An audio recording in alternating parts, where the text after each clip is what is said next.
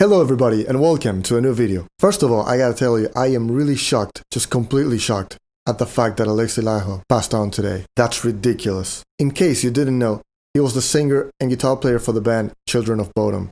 Now I'm not gonna sit here and tell you I was the biggest fan, because I wasn't. I didn't really even care for the band. But I can be objective and tell you that he was actually a really good guitar player. I just didn't like the music he came up with. But I can say that about a lot of amazing guitar players, like John Petrucci, Joe Satriani, Jeff Loomis, and even Eddie Van Halen.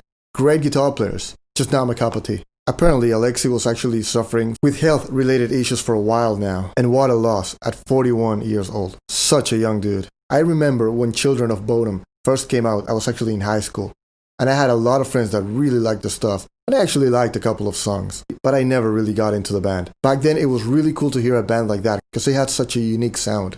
It was very different from everything else that was coming out then. And even back when I worked at Sam Ash, I almost bought his signature guitar. It was a beautiful looking white LTD that looked like a Randy Rhoads, like a V-shape. And it had a Floyd and 24 frets, and it felt really good. And we got this one in that was used, but it was in mint condition. It was perfect, and it was really cheap. But I didn't pull the trigger on it because it only had the one pickup, and I really like to have the neck pickup. And I was actually at a point where I had so many guitars that I could actually afford to let this one go. But I made it a point to sell the guitar quick out of the store, so that I really didn't have a lot of time to rethink about it. So yeah man, rest in peace. And speaking about shocking news and pointy guitars, Dave Mustaine is confirmed 100% leaving Dean Guitars. And that's huge. He actually posted a post saying that this is the last week that he'll be working with Dean Guitars.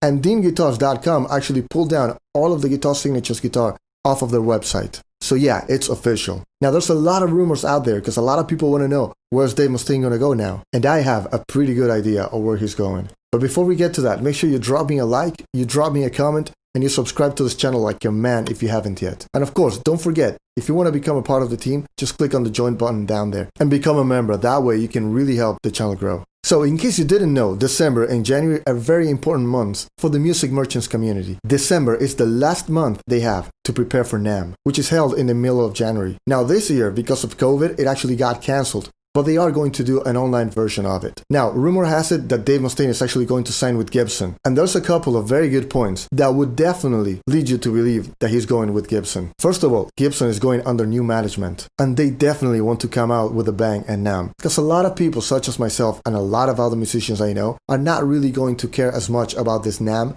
because of the fact that we're not actually going to be able to attend. So the new management at Gibson really wants to make a lot of noise this time. And there's actually been rumors going around that they actually want to have some more signature models come out. And Dave Mustaine would be a hell of an ambassador. There's also the fact that one of the new hires at Gibson has probably already leaked the guitar by accident. The guitar has actually made an appearance twice. The first time, one of the guys that actually works at the Gibson factory actually snapped a picture of it. And he sent it to one of his friends. And his friend sent it to a different friend, and then it just got all out of control. And what you see on the picture, it's actually a gray King V-shaped guitar, just like the one Dave Mustaine uses. Now the second time around, you could actually see the full finished guitar in the background of an online interview with Gibson's CMO. So yeah, these are very strong facts that would actually lead me to believe that Dave Mustaine is in fact moving to Gibson. But then again, Gibson is a very traditional brand. And they don't really do a lot of pointy guitars. I mean, of course, they created the Flying V, but it's definitely a more rounded look. They also invented the Explorer and the Reversed B. OMG! Ugh. But yeah, I can't picture Gibson putting out a guitar like that. So here's my theory. As a lot of you may know, Gibson actually owns Kramer guitars. And they've actually been pushing the Kramer brand for a little while now. Just last NAMM, I actually got the chance to play one of the high-end Kramers.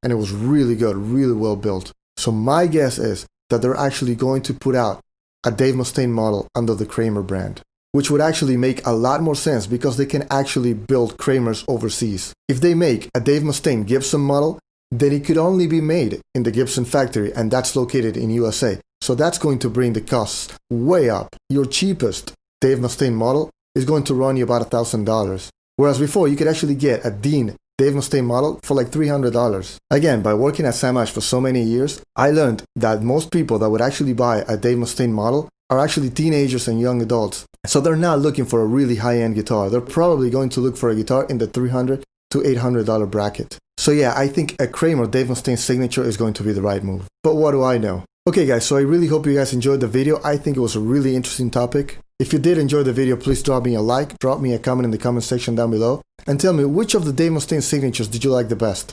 I really liked that LTD that he had with the 8-ball on it. It was actually a really comfortable guitar to play. I just didn't like the fact that it didn't have a Floyd. But I actually lent Clint, one of my ex-co-workers, $400 so that he could buy the guitar because I thought it was amazing. And they had just stopped making it, so it was actually on clearance. So yeah, of course he did pay me back. I really hope he still has that guitar. I haven't talked to Clint in years. Anyway, if you really enjoyed the content and you want to help the channel grow, please click that join button down there and become part of the team. I will see you guys around.